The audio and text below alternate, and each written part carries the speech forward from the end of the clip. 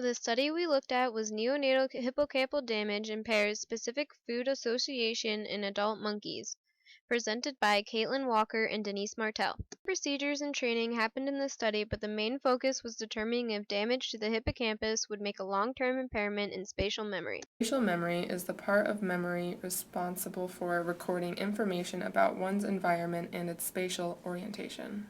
The hippocampus is located in the medial temporal lobe. The role of the hippocampus is that it consolidates short-term memories into long-term memories and uses spatial navigation. The main goal was to expand on previous research of spatial memory tasks and to design a spatial foraging task for freely moving monkeys to allow for a flexible layout, but we will be mostly focusing on the hippocampal damage designs and results. These goals were important to the researchers and the field of neuropsychology, as the hippocampus is believed to be essential in spatial information, and while other studies have shown that damage to the hippocampus does not produce defects in spatial memory, few studies have shown consistent results in primates.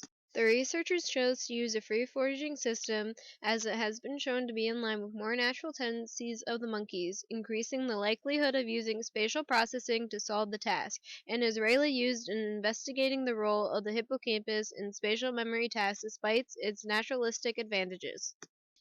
A food preference test was also administered to determine which foods were preferred and which foods were non-preferred, including a plain blue M&M candy, unsalted peanut, raw carrot, raisin, banana-flavored pellet, raw radish, garlic clove, dog chow, Altoids, and Cheerios. In this experiment, the monkeys had to enter this free foraging site from one of the many entrances and first learn which box was associated with which food, preferred, non-preferred, and empty for the spatial task. This experiment was done by localizing food according to both spatial location and color-coded boxes. Test, the boxes all looked the same and the food was based on location. However, in the Q test, the boxes were color-coded and the food in the box was based on the color of the panel. The two main hypotheses were: 1. A prediction that there would be an effect of hippocampal damage on a spatial but not on a cued version of the foraging task. 2. The prediction that the monkeys with the hippocampal damage would also show poor learning of spatial associations and would commit more errors relative to the control monkeys. The researchers did both an experimental between-subject design and an experimental within-subject design. The main within-subject design, the independent variable, was the type of task, either spatial or cued, and the dependent variable was the number of errors the monkeys made by food type, both spatial and cued and preferred and non-preferred, and their learning abilities in each type of task based on trials, choices, and errors. In the main between-subject design, the independent variable was whether the monkey had hippocampal damage or did not, and the dependent variable was the errors the monkeys made by food type and their learning abilities based on the same criteria.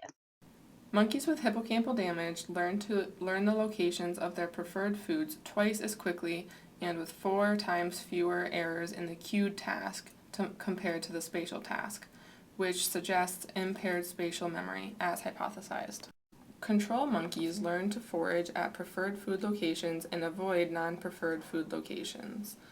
Control monkeys learned specific food place associations and made few working memory errors.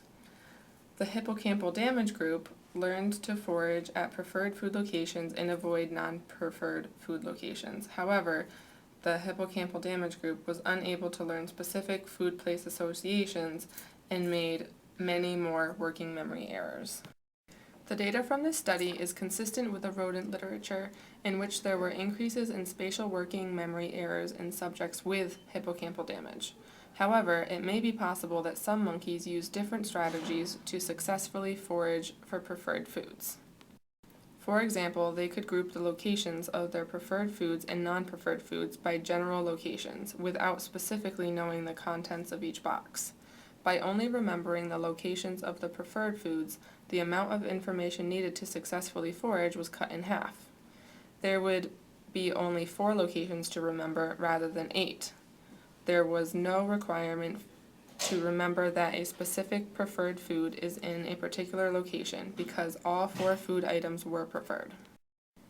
For future research, it would be helpful to only use preferred foods to see if the monkeys can remember a specific preferred food location without being able to narrow it down as easily, since half the foods were non-preferred in this study.